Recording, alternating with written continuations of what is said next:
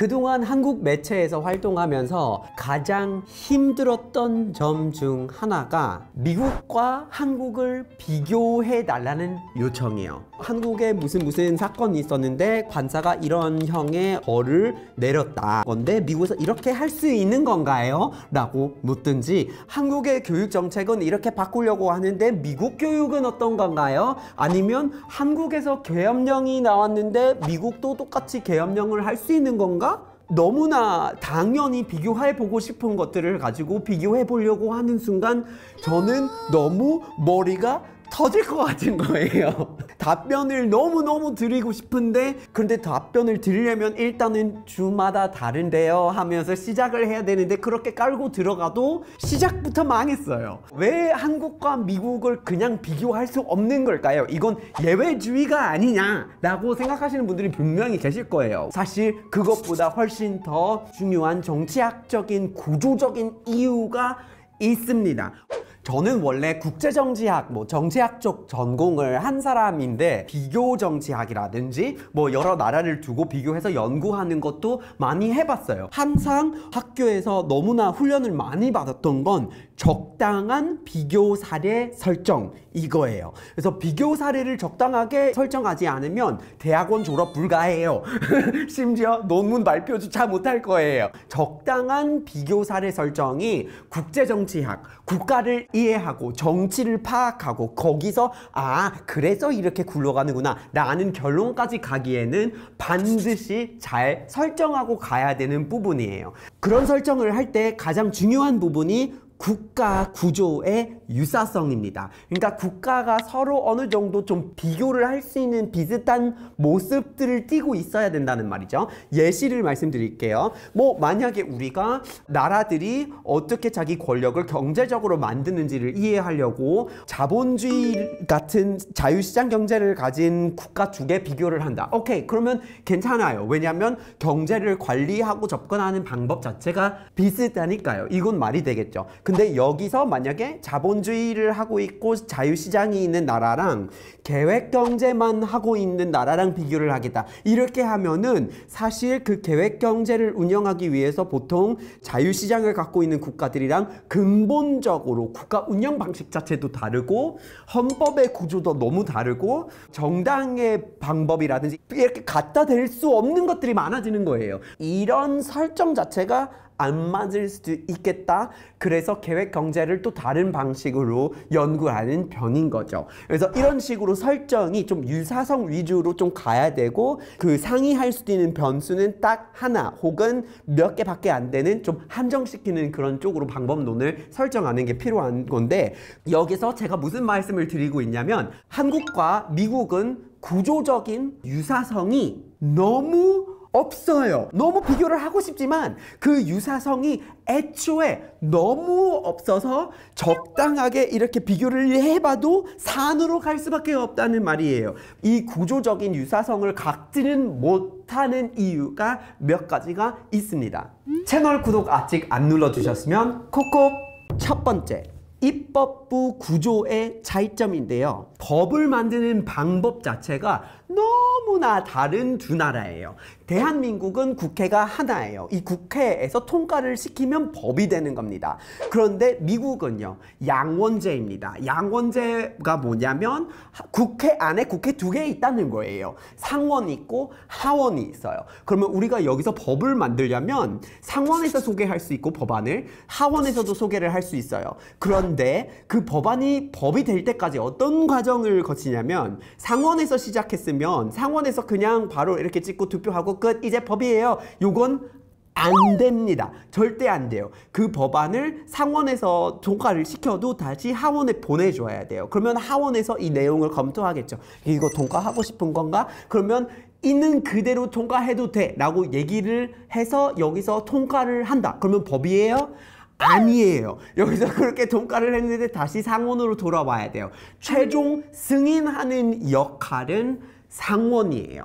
그러면 학원에서 법안 소개를 했을 때 그러면 하원에서 통과가 되고 이렇게 상원으로 넘어가면 돼요. 그러면 있는 그대로 뭐 이게 괜찮겠다 통과를 하면 법이 되는 거지만 상원에서 처음으로 법안을 하원에서 통과된 거를 받았어요. 그 요 내용을 보니까 이건 좀 별론데 이건 의도는 좋지만 내용은 조금 수정하고 싶은데 그러면 수정해서 통과를 시켜요. 수정해서 통과를 시켰는데 여기는 이제 이 법이 되는 건가요? 아니에요. 왜냐면 최종 승인이 아니었으니까요. 여기서 내용을 바꿨어요. 그러면 이 법안이 새로운 법안이다 라고 해석이 돼서 상원에서 수정한 내용들이 다시 처음으로 하원으로 돌아와요. 그러면 하원이 그거를 더 검토하고 얘네들이 이 내용 바꿨는데 우리가 또 바꾸고 싶나? 있는 그대로 하고 싶나? 상원이 그거를 안 건드리고 통과시켜야 법이 됩니다. 그러니까 대한민국은 단원제에 있으니까 한 번에 쭉 이렇게 하면 법이 될 수 있지만 미국은 그게 말이 안 되는 거예요. 그럴 수가 없어요. 한 번의 투표로 이루어지는 법이 존재할 수 없는 구조예요. 심지어 매번 돌게끔 되어 있어요. 한쪽에서 수정을 했으면 다른 쪽으로 다시 가요. 그래서 얼마나 법을 만드는 게 오래 걸릴까를 생각해 보면 대한민국은 법을 입법할 수 있는 속도가 엄청 빠르고 미국은 엄청나게 느린 거예요. 이건 구조적인 차이고 비교를 해봤자 비교할 수 없는 내용들이에요. 두 번째, 바로 판례 제도입니다. 대한민국에는 판례 제도가 없어요. 대한민국이 대륙법을 채택한 나라예요. 모든 법은 법률이어야 되는 거예요. 그래서 뭐 나라에서 뭐 바꾸고 싶대요. 이번에 뭐 이런 식으로 말고 저런 식으로 교육을 바꿔야겠다. 아니면 형벌은 이게 말이 안 되니까 요 내용들은 이렇게 수정을 해야겠다 싶으면 그거를 의회에서 다루어서 법률을 개정하거나 새로 통과시켜야지 법이 되는 거죠. 그러니까 써져 있어야 된다는 거죠. 법률이어야 돼요. 그런데 미국은 꼭 그렇지는 않을 수도 있어요. 왜냐면 미국은 영미법을 채택하고 있어요. 이게 무슨 말이냐면 그래요, 우리도 입법적으로 법률을 만들어요. 근데 그 법률을 기반으로 해서 판사가 판결을 내렸을 때 엄청 길게 자기 의견을 써요. 이번에 법을 보니까 이번 범죄가 몇 년형이다. 법률 있는 그대로만 하는 시스템이 아니라 보니까 법률에 이 단어가 있어요. 그런데 이 단어는 이렇게도 해석할 수 있을 것 같아요. 이 범죄자가 한 건 사실 일반적으로 납치라고 하지 않지만 제가 봤을 때는 분명 납치예요. 그러면 납치에 대한 법률은 이 경우에도 해당하고 이렇게 판결을 내릴 수 있겠죠. 그러면 법의 해석이 조금 확장이 되겠죠. 그런데 자기가 왜 그렇게 확장해서 적용을 했는지 판결문에 써요. 쫙 내용이 나와요. 어떤 이유로 뭐 범죄자가 이렇게 했는데 그래서 이거는 뭐 납치로 해석을 할 수 있을 것 같다고 이유는 등등등등등등 또 다른 비슷한 재판이 있었는데 그 케이스에는 유사한 사건이 있었을 때 비슷하게 이렇게 적용하기도 했더라 등등등등등 이렇게 쫙 써요. 그러면 그 판결문에 그 사람의 법에 대한 해석의 논리가 저장이 됩니다. 그렇죠? 이게 참고를 할 수 있는 법이 되는 거예요. 그러면 다음에 또 다른 범죄자가 어떤 행동을 했는데 보니까 기존 판결문에 봤을 땐 이건 납치로도 해석을 할 수 있는 사건이네? 그러면 바로 그 형으로 때리는 거예요. 시작부터 다시 재판을 볼 필요 없이 그냥 그걸로 적용이 가능하다는 법적인 환경이 돼요. 물론 이 내용들을 뒤집힐 때도 있습니다. 근데 그렇게 하게 되니까 미국 안에서는 고소 문화가 있죠. 고소를 해서 재판을 보고 그 결과의 판결문들이 법적인 효력이 결국 발생한다는 말이에요. 그게 형사, 민사, 그 어떤 거든 간에 판례들이 쌓이니까 실제로 미국에서 세상을 바꿀 수 있는, 법적으로 바꿀 수 있는 방법은 법률을 통과시켜서 세상을 바꾸는 게 아니라 고소를 하면 또 바꿀 수 있다라는 게 있어요. 그래서 미국 사람들 생각 속에 고소가 그냥 내가 이득을 챙기기 위해서 하는 거다, 여기서 끝나는 게 아니라 이건 진짜 내 사상에 있어서 중요한 건데 그래서 고소한다 치고 가는 경우가 정말 많습니다. 그렇게 해서 세상을 바꿀 수 있다는 거는 미국에서 실제로 가능한 일이에요. 대한민국에서 소수자가 어떤 권리가 없다, 그렇게 고소를 하고 헌법재판소까지 가는데 헌법재판소에서 무슨 판례가 났어요. 그러면 갑자기 그 권리가 주어진가요? 그렇지는 않아요. 그 케이스에 한해서 그래요. 그렇게 됐어요. 그러면 다른 것들은 처음부터 똑같이 그렇게 증명을 하고 재판소를 다시 가고 다시 가야지 그 권리가 주어지는 건데, 실제로 헌법재판소에서 결론 내린 내용으로 이런 권리가 있어야 된다라고 하면 의회에서 다시 그걸 법률로 만들어야만 하는 판이 되는 거예요. 개정을 하고 법률을 새로 만들고, 대한민국은 이런 식으로 입법적으로만 법을 만들고 권리를 만드는 국가인데, 미국은 고소만 하면 그게 생겨요. 다시 의회 갈 필요가 없어요.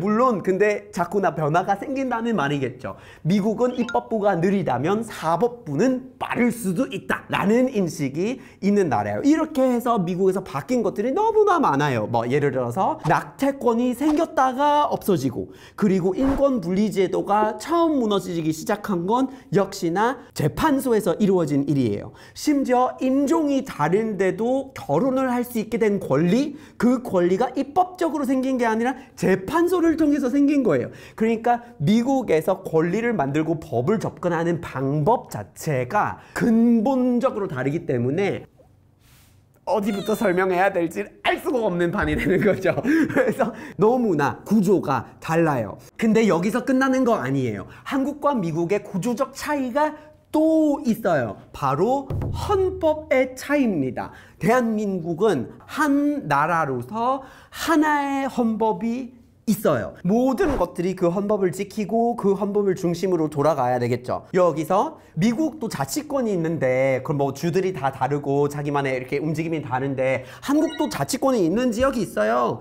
제주가 있잖아요. 그런데 여기서 제주의 특별법이 자기가 그거를 만들어서 혼자서 대한민국의 헌법이랑 별도로 알아서 관리를 하고 알아서 수정을 하고 독립적인 권한이 있지가 않아요. 제주특별법에 대한 개정이 있을 때는 대한민국 국회에서 이거를 또 승인을 해야 돼요. 그러니까 대한민국 헌법 밑에 제주특별법이 있는 거예요. 그거 따로 있는 게 아니고 동등하게 있는 거 아니고 그거에 귀속되어 있다는 얘기인 거예요. 하지만 미국은요, 주별로 자기만의 헌법이 또 있어요. 그러니까 연방 헌법에 50개 헌법에 영토까지 다 헌법이 있는데, 미국이라는 국가 안에 헌법이 66개예요. 66개예요. 엄청 많아요. 그런데 이 주들은 자기 헌법을 바꾼다? 그러면 연방정부에서 승인을 받아야 되는 건가요? 아니에요. 이건 별도로 있습니다. 주들이나 영토의 헌법이 미국의 헌법이나 권한 안에 귀속이 되는 거 아니에요. 완전 다른 구조예요. 오히려 유럽연합처럼 나라들이 따로따로 놀면서 그냥 손잡기로 한 그런 구조가 바로 미국이에요. 그래서 헌법의 차이가 너무나 크기 때문에 여기서 비교가 어렵고, 미국은 66개나 있으니까 그거에 따라서 지역별로 다 법률 체계가 달라지겠죠. 실제로 미국에 가보시면은 뉴욕주에서 뭐 간호사 활동을 하고 있는데 이제는 좀 이사를 하고 싶더라. 그래서 캘리포니아 갈래 하고 캘리포니아 가서 그냥 간호사를 할 수 있는 건 아니에요. 거기서 의료 허가증을 따로 받으셔야 된단 말이에요. 왜냐면 그 의료제도가 캘리포니아 의료제도니까요. 그러니까 미국의 하나의 의료제도가 있지가 않아요. 그건 주마다 지역마다 다 자기만의 헌법에 따라서 따로 움직이는 그런 반이니까 진짜 개별 나라처럼 운영이 되고 있어요. 여기다가 도로교통법 또 달라요. 세금을 거두는 것 또 달라요. 다 달라요. 미국 부가세만 봐도 지도가 아주 알록달록해요. 그냥 지역마다 내야 되는 세금들이 너무나 달라요. 그래서 진짜 미국에서 돈을 잘 벌고 싶은 사람이 되고 싶으면은 여기서 지역에 어떤 세금이 좋고 어떤 세금이 안 좋고를 미리 캐치를 하고 가야 돼요. 그건 어떤 느낌이냐면, 만약에 서울에서 살고 있는데 나는 소득세를 좀 다르게 내고 싶어서 경기도를 갈게, 이런 느낌이에요. 아니면 너무 나 쇼핑 좋아하는 사람인데 서울에서 쇼핑할 때 부가세를 이만큼 가져가더라. 근데 인천에는 없대. 그러면 나 그냥 세금 없이 인천에서 쇼핑할래. 그래서 인천으로 이동해서 쇼핑을 하기. 이런 느낌의 나라가 미국이에요. 한국에서 상상할 수 없는 그런 내부의 차이점들이 자꾸나 생기는 건 헌법이 미국에는 66개나 있기 때문인 거고, 한국은 그렇지 않다는 게 하나가 있기 때문이에요. 그러면 마지막으로 미국과 한국을 비교할 수가 없는 이유가 뭘까요? 바로 나라와 국가에 대한 구분이 다르다는 거예요. 한국은 한 국가예요. 헌법이 하나인 것처럼 경상도 사람이 전라도 사람을 다른 국가의 사람이라고 생각하지는 않아요. 그런데 미국은 그렇게 생각하는 거예요. 미국 사람한테 어디서 왔냐라고 물어보면 미국에서 왔어요 라고 하지 않는 편이에요. 특히 영어로 물어보면 캘리포니아에서 왔어요, 텍사스에서 왔어요, 버몬트에서 왔어요 이렇게 얘기를 해요. 근데 다른 국가에서 오신 분들이 그런 모습을 봤을 때 너무 미국 지리를 이해해 주기를 바라네, 왜 그래? 이렇게 생각할 수도 있지만 미국 사람들 생각 속에는 그냥 미국에서 왔다 하는 것만으로 자기가 어떤 사람인지 절대 설명이 안 된다고 보는 거죠. 캘리포니아랑 텍사스랑 뉴욕이랑 헌법조차 다르고 삶의 방식이 다르고 모든 것들 뼛속까지 다 다르니까요. 그리고 초창기 때도 미국에서 이런 인식이 분명 엄청 뚜렷하게 있었어요. 그리고 역사적인 증거 자료가 남아 있는데 미국이 독립하던 시절에 건국의 아버지가 뭐 대륙회의 때 모여가지고 우리 어떻게 독립을 할까 하고 논의하고 이랬던 시기에 각자 서로 다른 나라로 인식되는 식민지에서 모여서 이렇게 얘기를 하고 다시 자기 고향으로 돌아갔었던 거죠. 그런데 이동을 할 때 이동 거리가 길고 막 일주일 이상 걸려야 모일 수가 있으니까 가족들한테 편지를 보내는 거예요. 존 애덤스라는 사람이 있었어요. 이 사람이 진짜 편지 너무 많이 썼어요. 자기 아내를 무지무지하게 엄청 많이 사랑을 했기 때문에 서로 편지 진짜 많이 주고받았는데 기록이 다 남아있어요. 미국의 상하원 의회 도서관에 있어요. 존 애덤스가 건국의 아버지 중에 한 명이었는데 미국의 첫 대사로서 영국에 파견이 되기도 했고, 그리고 워싱턴 대통령이 그 집권을 했을 때 애덤스가 부통령을 했고요. 그리고 두 번째 대통령으로 뽑히게 됐습니다. 그래서 애덤스라는 사람이 사실 굉장히 많은 영향력을 끼친 인물인데 자기가 매사추세츠 출신인 거예요. 보스턴 근처에 땅이 있었는데 아내랑 이제 자식들 거기 두고 엄청 먼 거리를 이동해 가지고 펜실베니아에서 다른 건국의 아버지들이랑 얘기를 하고 있는데 편지를 써서 우리나라가 그리워요 하고 이렇게 쓰는 거예요. 우리나라가 그리워요가 미국을 말하는 게 아니라 매사추세츠를 말하는 거예요.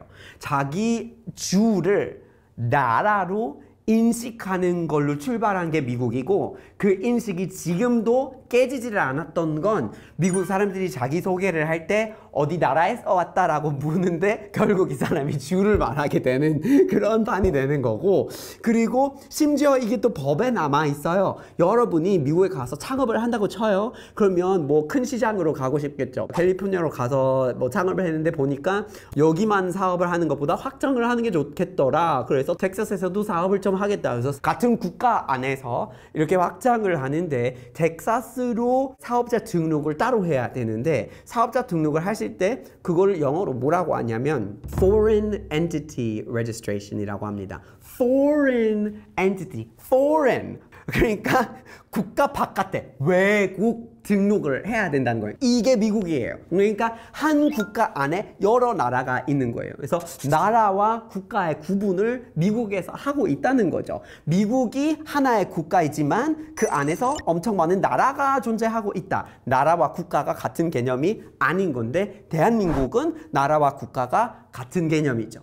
이렇게 너무나 많은 이유로 한국과 미국은 근본적으로 국가 구조 자체가 다르니까 우리가 손쉽게 비교를 할 수 없는 게 사실이에요. 어떻게 보면 뭐 그래요, 예외주의라고 할 수 있지만 정치학적으로는 명확하게 방법론적으로 비교가 안 된다라는 말이 되는 거예요. 그래서 이렇게 국가들을 비교를 할 때 서로 비슷한 국가들끼리 비교 분석을 하는 거를 선호할 필요가 있을 거예요. 미국을 어디랑 좀 비교를 많이 하고 싶으면 유럽연합 같은 이중주권이 있는 지역이랑 비교하는 게 조금 더 말이 될 수 있는 거고요. 그래도 비교를 하면서 어떻게 다를까 하고 이렇게 보는 건 의미가 있어요. 여기서 새로운 인사이트를 얻어낼 수 있으니까요. 그거를 아예 하지 말자는 게 아니라 너무 여기서 결론을 내리려고 하는 건 조심해야 되겠다, 이런 이야기예요. 미국에서 이런 법이 나왔다고 하니까 한국에서도 이렇게 할 수 있겠네 라는 말은 성립이 안 되는 얘기니까 이렇게 섣부른 결론은 조심하자 라는 말이 되는 거고,